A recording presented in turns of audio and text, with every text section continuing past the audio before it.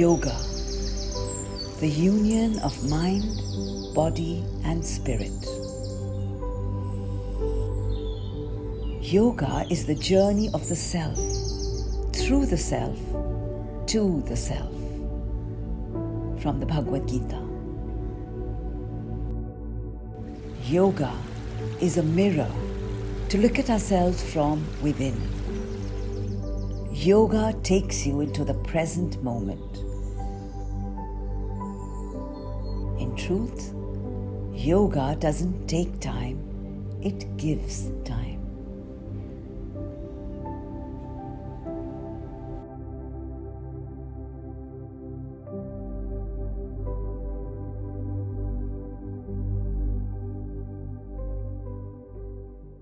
Welcome all our viewers from Hong Kong and across the world to India by the Bay, our yoga episode. I have three wonderful panelists with me, George Dovas, Devika Virmani and Nivedita Joshi. And we're going to explore what yoga meant to each one of them and continues to be part of their life journey, enriching them along the way. I'm going to start with you, George. George, you've had a very interesting career trajectory, starting as a business analyst, traveling the world, didn't find that fulfilling, joined the fitness industry. You've been a fitness instructor for almost 15, 16 years. And that actually, got you to a healthier lifestyle. You found passion and joy that was missing earlier till you discovered yoga and you realized that you'd just been scratching the surface. And therein began your journey towards what you call true health, the bliss and joy of connecting with yoga, the union of mind, body, and spirit. So, George, I want to ask you that when you embraced yoga after a very long career in fitness, what was the fundamental difference in you that you noticed, and what changed within you? Thank you, Puneeta. I have to say, when I first encountered yoga, one of the most profound experiences was when the teacher said, move your arms as you inhale up. Take your arms as you exhale down. And that connection of using the breath with movement was very powerful. Prior to then, in the fitness game, I felt healthy. I felt more energetic, but it was only at that moment when I encountered yoga that things shifted in me. I was less angry, less irritable. I was seeing myself becoming a better person. And although I'm still scratching the surface of this subject, what I realized through yoga is health is multifaceted. And it's more than just being able to run fast or to pick up heavy weights. Health involves so many spheres. It involves the physical, it involves the organic body, the physiological. How do we digest our food? How do we sleep? It involves our mental processes, not just whether we're happy or sad, but how alert can we be when we need to be alert? When we read something, how much do we retain that information? This is all mental health. There are so many spheres to that. And then there are deeper spheres to health.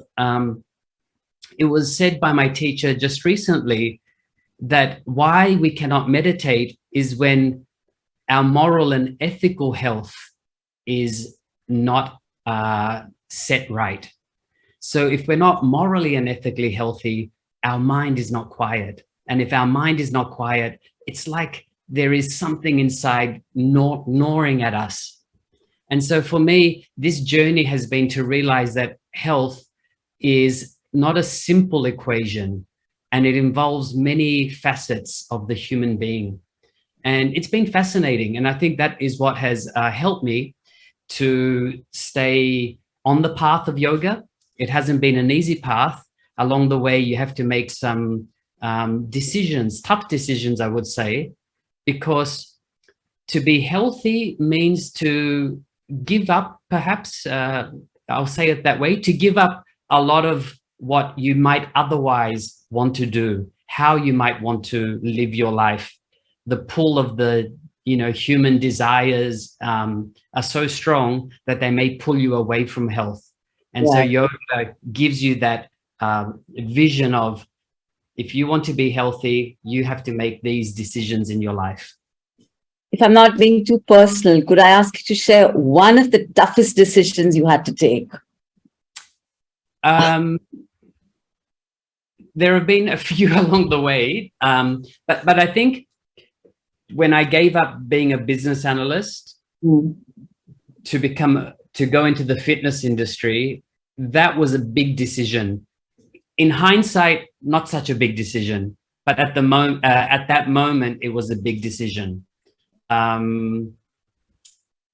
think, yes, I'll choose that example. But there are more. But I think also what I'm trying to say is those decisions are there even on a daily basis, on a hourly basis, as to, when someone invites you out and it's a little, perhaps, going to make your day too busy.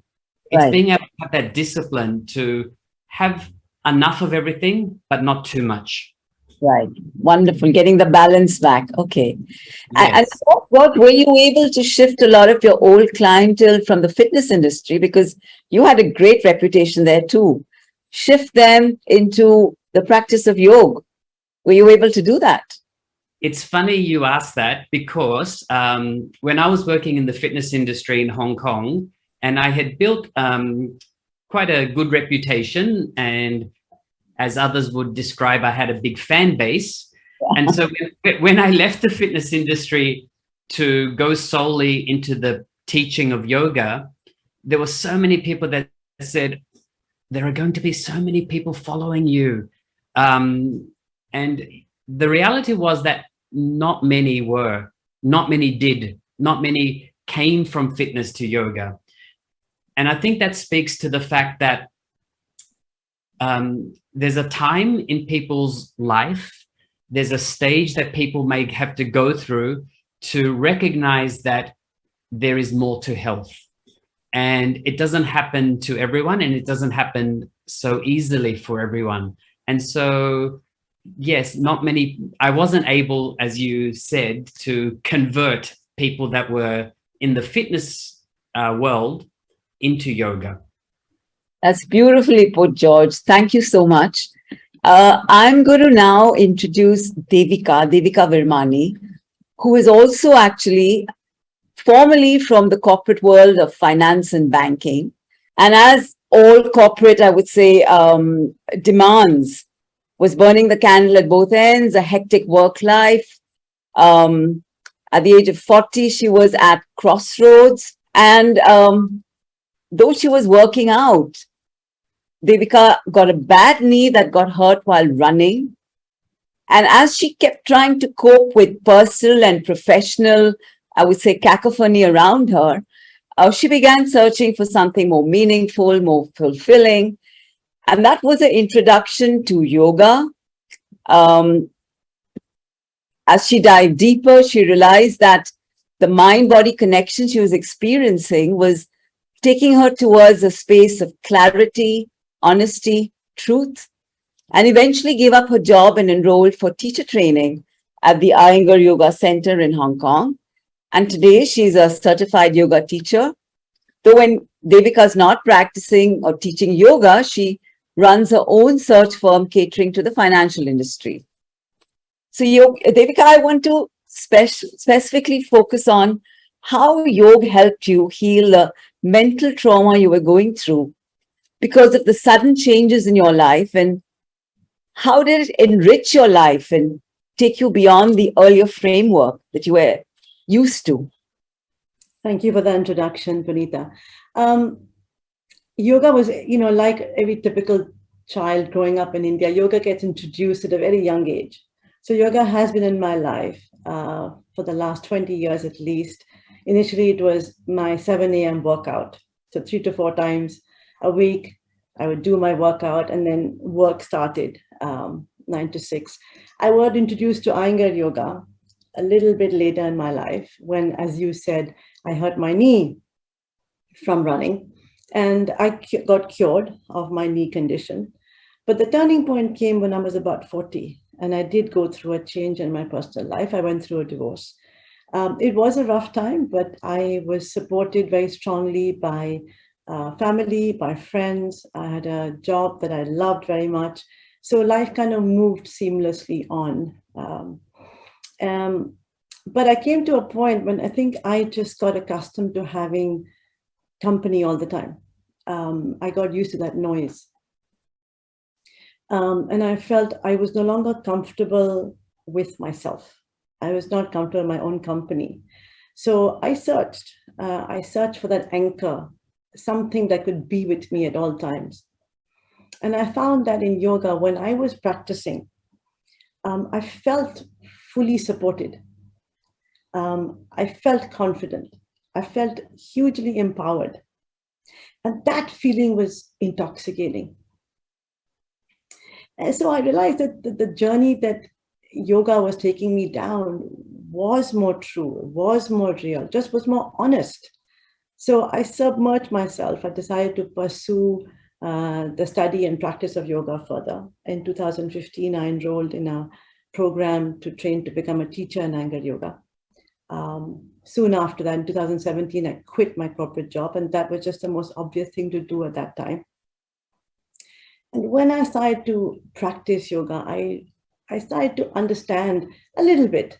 I still feel I'm at a very early stage of understanding, but I started to understand how by releasing my hip, my knee benefited. How by rolling my shoulders back, I can release a neck pain.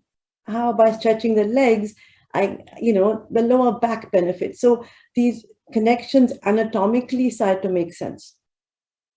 At the next level, when I'm inverted or when I'm in my Shirshasana, Sarvangasana, how the breath starts to become quiet and how I can go into that state when I can start to become quiet. And I did. There were moments when the mind is hugely upset, there's anxiety, there's disturbance. The practice helped me overcome those stages. So they say, like Patanjali has said, those vrittis. So the practice helped me understand and overcome those vrittis. So the fact that abhyas and vairagya do help, control those vrittis, stop becoming intellectual pursuit for me. I could feel that. I started to feel that in my own practice.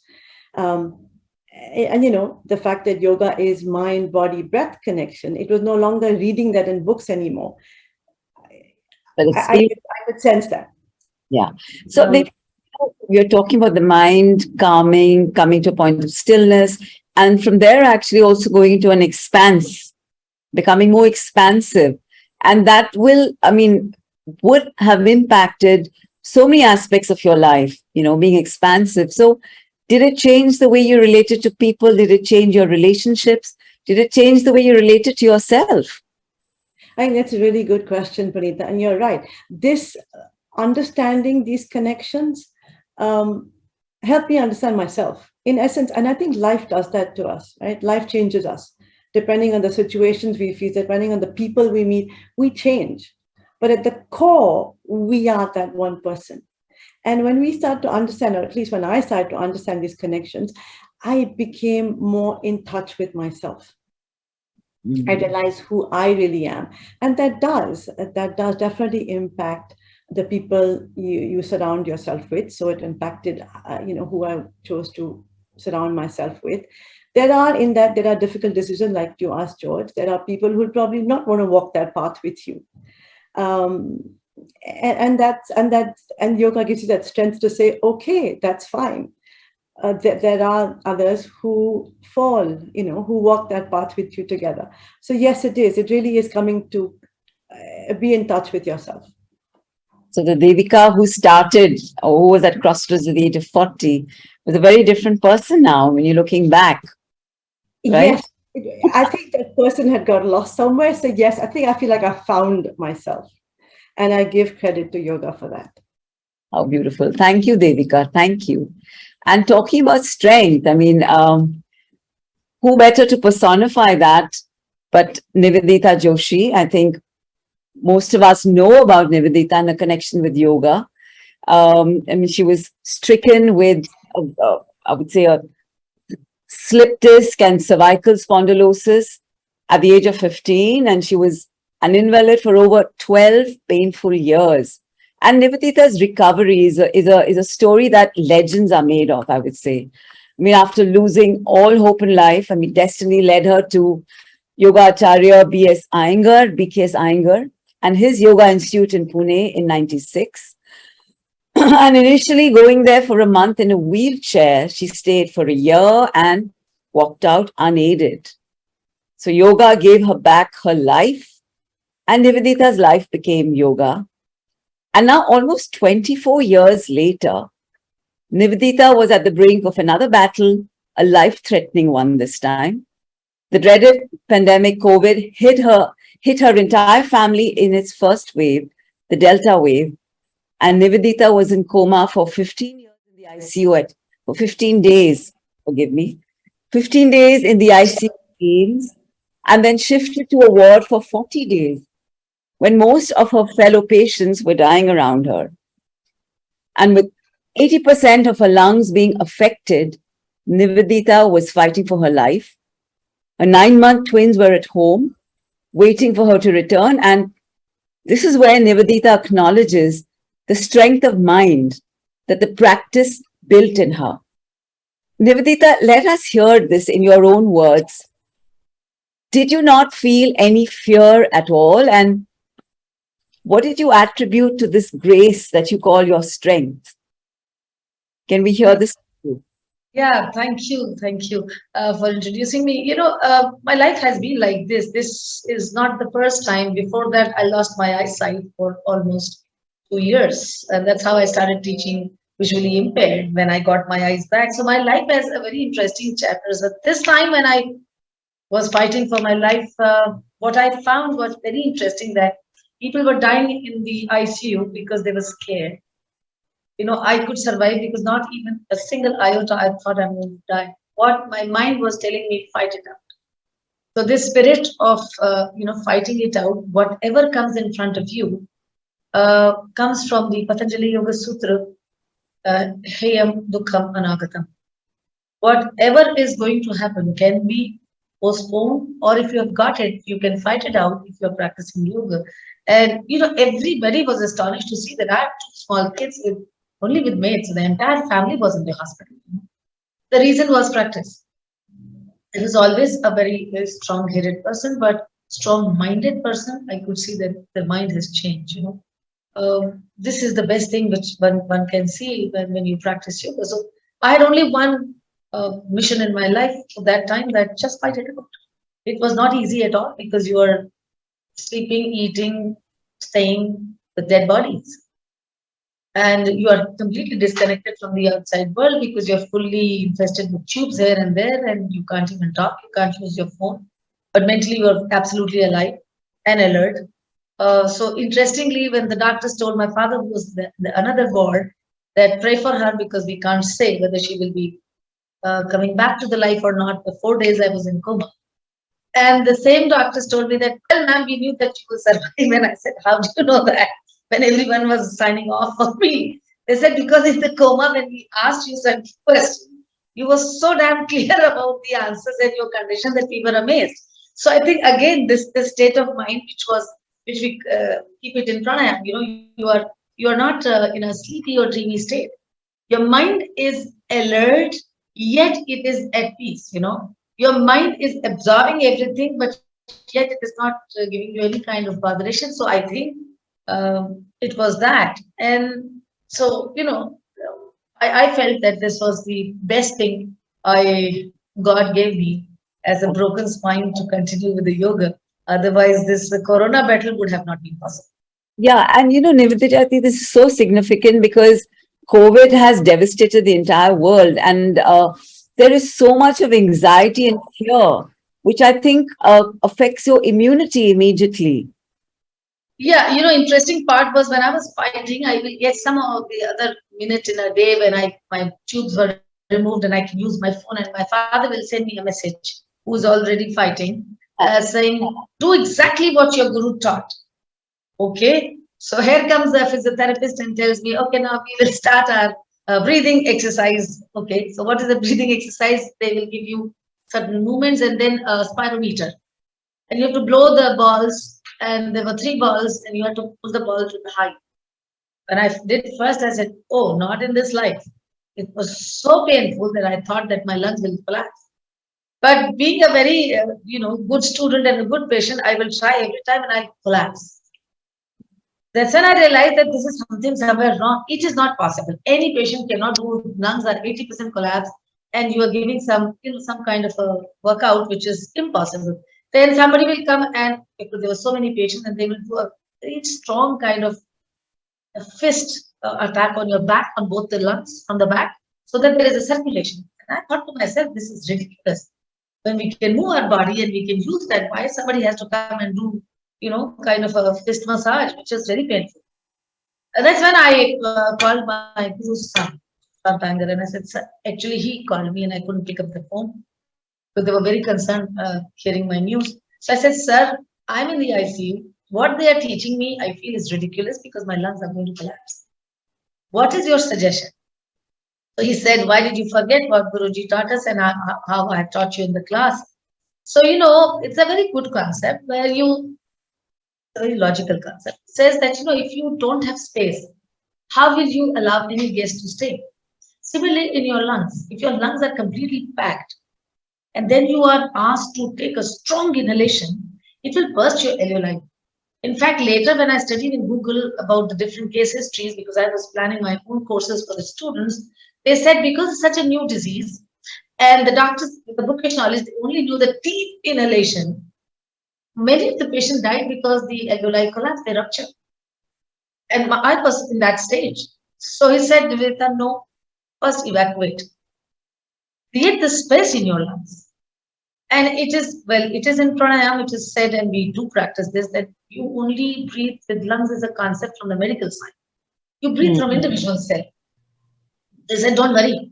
Your oxygen level will come back to normal, not because of the lungs, because they're already packed. You will create the space in the lungs, but you will create the entire breathing system in your entire body, which is organic inhalation, exhalation. And that's when I started first exhaling, evacuating, so that the lungs are at peace. Because they're stuffed and you're calling more of the patient, more of the guests to come in. There is no seat. So first, I went back to my practices for the evacuation mode to create space more, not only in the lungs, but the organic body. And when there was a plenty of space to take the inhalation breath, then the inhalation was not painful at all. So when the physiotherapists were taking my examination, I'll try and show my failure. The moment they'll go away, I'll go down prone and I'll go with what Guruji and Prashantji has taught me. And then I'll write a message to him that, sir, why don't you make me your subject? Because I'm now the real example. Then I wrote the entire thing with my broken thumb to my entire family who was struggling and send them a WhatsApp saying, do this and see the result. Right. And I'm going to request you, to do a little demo of this, which we will. Yes, by all means. I would love to help people if they can, do the same thing. And just a little bit on the practice, Nivedita ji. I mean, as I was mentioning earlier, you have quite a reputation of discipline and making sure that your students do respect yoga with hard work and integrity, So the importance of the practice and of actually surrendering to it. And that's a question I'm going to ask each one of them. But, if you could just tell us. See, my great fortune or my problem is that I was taught by the master for 22.5 years. I stayed practically with Mr. Ayman. So once in a program, in a very nice way, Shujat Khan said, people were walking out of auditorium without even paying the respect because he's still playing. And he stopped the concert and said, my problem is that I've been taught with the masters and I cannot bring my work down. You may leave because that's what your culture is, but I cannot leave my culture to create the music in a certain way and then take it to the finality. I have the similar issue. I've taught by Mr. Iyengar. My father is extraordinarily disciplined person, so I cannot keep things especially in yoga, when the yoga starts with discipline. Hatha Yoga Anushasanam, the first sutra. So you cannot teach, especially the kind of people I teach, critically injured, double spinal injury, brain surgery, arm surgery. There you cannot allow them to do whatever you want to do. So that's why the discipline is utmost important. Without discipline, you cannot achieve, especially in the critical health condition, you have to do uninterruptedly, continuous, respectful practice. And that's what I first tell them many days, months, and then I become a hard taskmaster saying, okay, now decide. Because if you don't want to use medicine, you don't want to use injections, you don't want to use any modalities, how do you want to correct yourself with your own practice? So the practice is the utmost thing which Guruji taught us to all of us. And said that if you want to be a practitioner of yoga, then you have to practice. The Mool mantra is the change what George says, felt in her body, or Devika has felt in her body, or I have seen in myself, is not one day. George, how many years have you been in yoga? I've been in yoga for 23 years. Yeah, so I'm little senior to George, 27 years, Devika, little junior. But whatever it is, you can say it's a more than decade. Right. So it's a disciplined practice, nothing else. Absolutely. And that's what make a real change. You feel that it's a magic. Everybody says that, oh, yoga did a magic in your life. Actually, not. Once Guruji's son described my case, and I was very happy to hear that. He said, no, yoga didn't do any magic.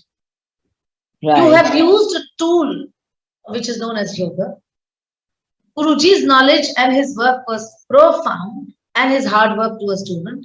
And then the student did a similar hard work against the work of Guru. So yoga can be used as a tool, but your hard work, Guru's hard work, that's what fructifies in your life. Absolutely.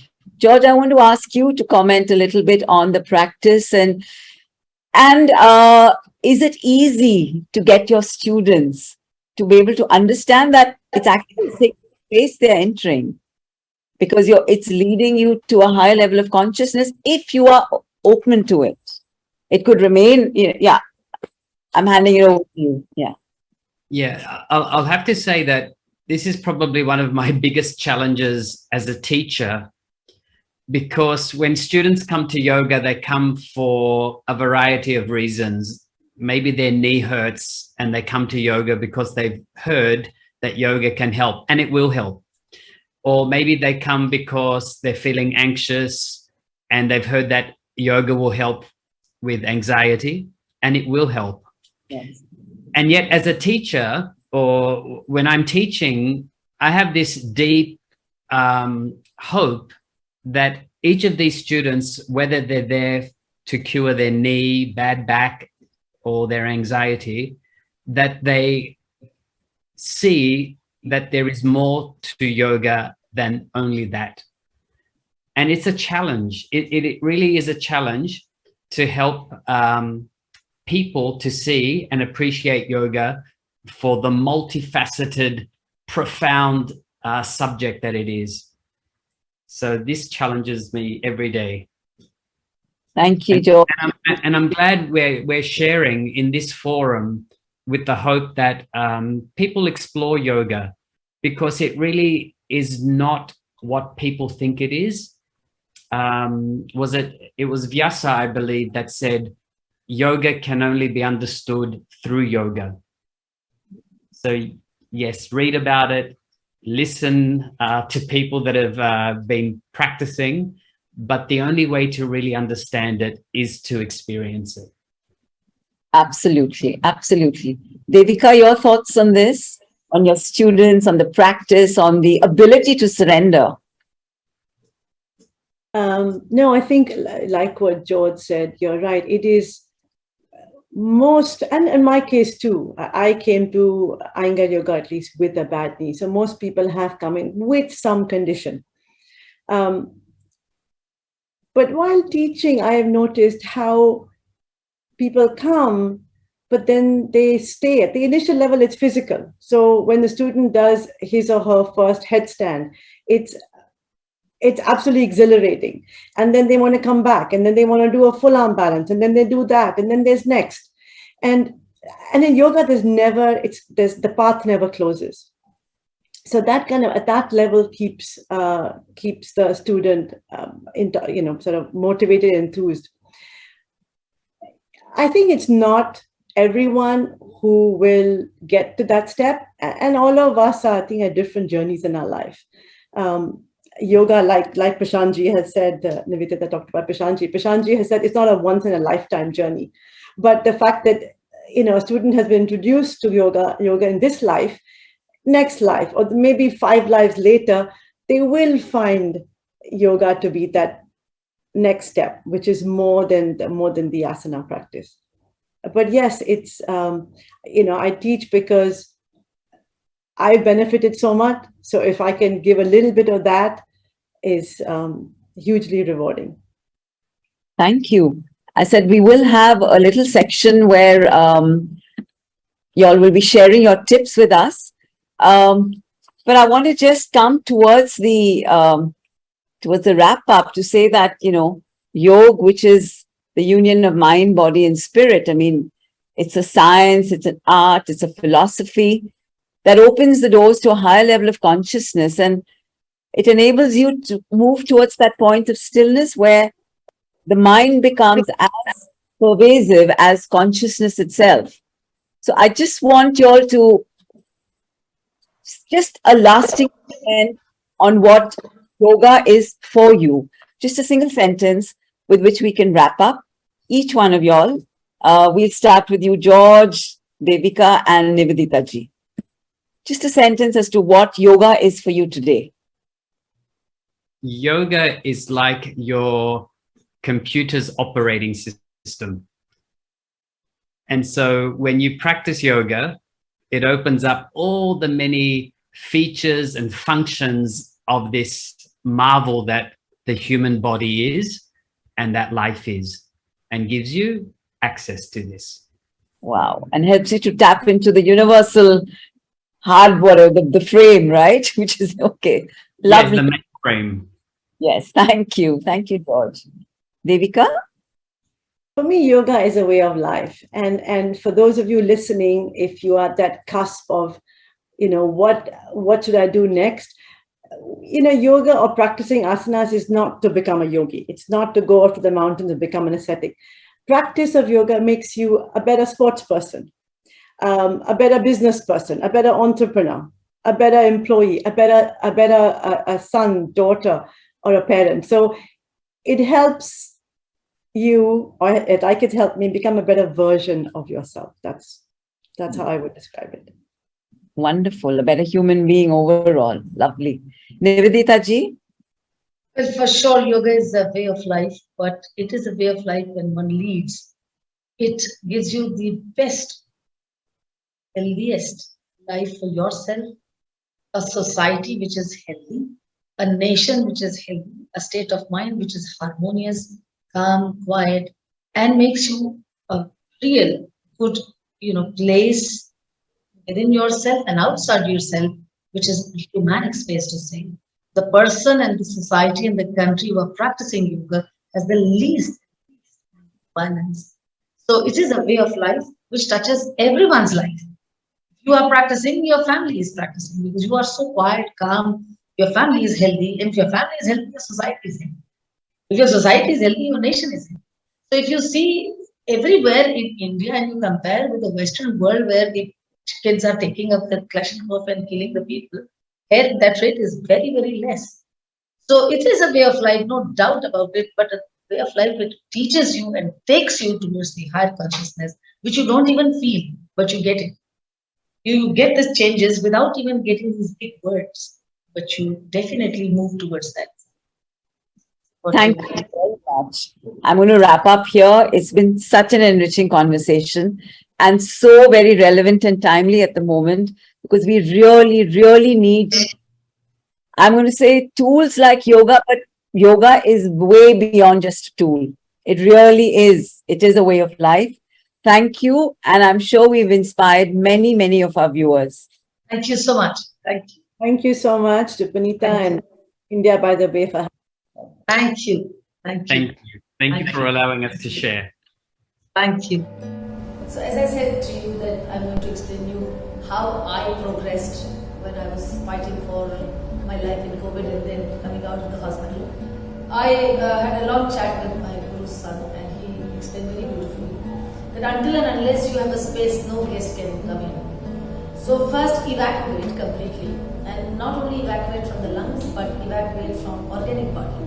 So there is a breathing, the scientific community will say, oh, breathing is happening in the lungs, but in the field of yoga, we inhale, exhale from every pore of the body. So evacuate entire organic body, muscular body, the skeletal-muscular body, so that you have a plenty of space and then you breathe in. But here what you do is that you lie down prone. Now pronation is scientifically proven fact that it gives you a bigger surface area on the back of the lung. And they are utilized maximum, so your SpO2 level increases. Now when you are lying down in pronation, your forehead is resting, your back lobe of the brain is resting on the forehead, you are extremely restful state mentally. So if your mind is relaxed, your body automatically goes into that relaxed mode and breathing becomes very soft. When you are struggling with the COVID or something like COVID where your lungs are getting choked, the breathing is very heavy. You have to pull the breath. Here it is very calming because entire back surface, which has kidneys here, there are two lungs, then part of the liver, then spleen, all are here in the visceral area. They are all breathing and going towards the Mother Earth. If you see philosophically, the child is more stressful when you are in the chest of your mother. Here entire chest is towards the Mother Earth. So the back brain is resting over the front lobe of the brain, which is the thinking brain, and the front lobe of the brain is again on the lap of the Mother Earth. So the entire body gets amazing relaxation, including the spine, including the legs. So if your limbs are relaxed, so your heart is also very much at peace. So this was the pose which I used to do to begin my practice. A lot of people see yoga as a workout, but it's more than a workout. And we often say yoga is a work-in. And what we're going to do is show you some postures that bring the mind to a quiet state. And when the mind is quiet, it is then that you can really observe your breath and get the most out of the breathing practices. This pose is called Supta Badakonasana. Have a bolster behind you or some folded blankets or pillows. Then you bend your legs, soles of the feet together, knees to the side. With your hands on the floor, lie back, but look how the buttocks roll towards the feet. It lengthens your lower back. You support your head and neck with a blanket or another pillow. The arms resting on the floor to the side. There's more to this pose than meets the eye. Do you notice how, with the knees to the side, the pelvis is broad? And the pelvis is involved in breathing. If you look closely, you can see the abdomen moving up and down. Also notice how the arms resting to the side are not against the side chest. And it's in the side chest that our ribs spread. And when the ribs spread in the side chest, the breathing improves. One can have the eyes closed here. One can watch the breath. Stay in this pose for 3 to 6 minutes, and you'll see that your breathing slows down, and any fatigue, any tiredness goes away. When you're done with this pose, to come out, bring your knees up and turn to the side.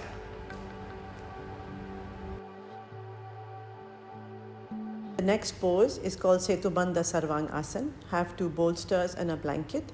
In place of the bolsters, you can have pillows, but they must be firm pillows.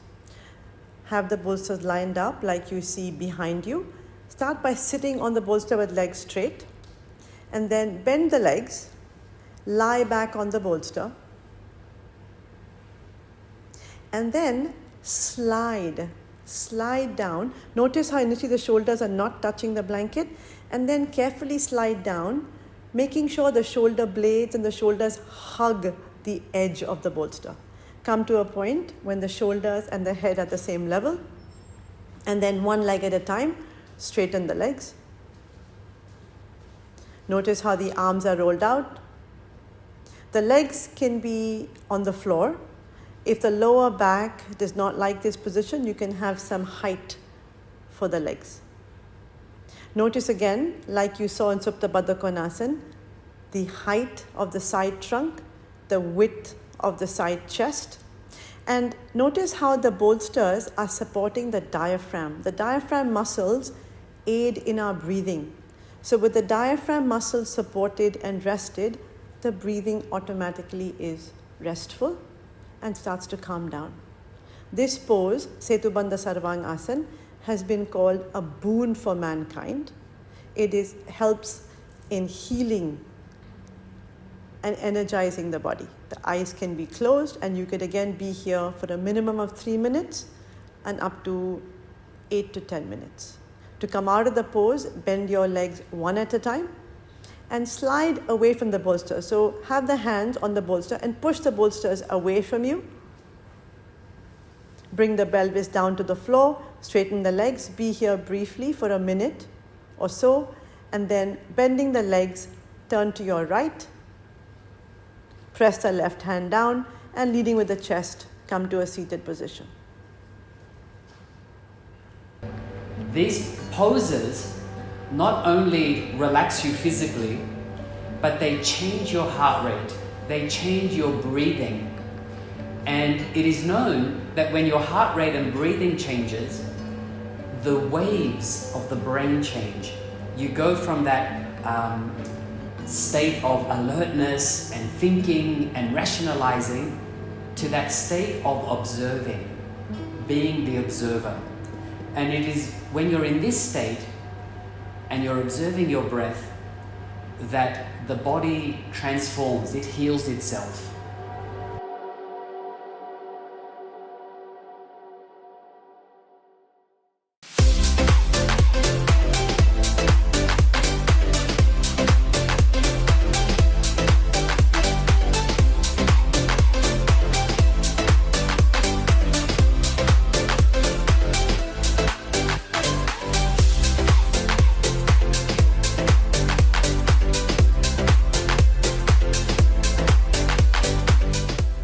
India by the Bay is back with 10 special events to mark 10 years of Asia Society's inception in its beautiful heritage site.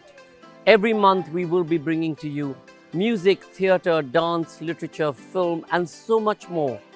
A platform for collaboration and excellence which is in many ways epitomized by the wonderful Asia Society in Hong Kong.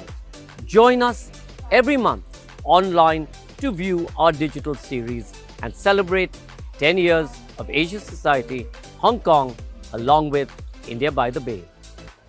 This year, Asia Society Hong Kong Center celebrates its 10th anniversary in this beautiful site. We are so grateful to Sanjoy, Lakshmi, and the entire team from Teamwork for collaborating with Asia Society Hong Kong to be able to bring some of the best arts and cultural events from India to Hong Kong. We look forward to continued collaborations in the year ahead.